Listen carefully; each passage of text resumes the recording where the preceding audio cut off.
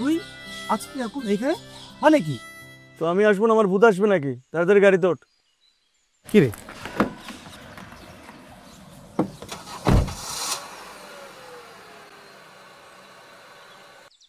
কি রে বুঝলাম না, গতকাল তোর বাসরাত গেল আর তুই আজকে অফিসে যাচ্ছিস? বন্ধু, কাল দেখছি হয়েছে? কি হবে? কিছুই হয়নি। কিছু হয়নি মানে তুই কি লেভেল অন ক্রস করতে পারিসনি? কিসের লেভেল ওয়ানের কথা বলতেছিস? বললাম তো কিছু হয়নি। তাহলে তুই কালকে সারাত কি করছিস?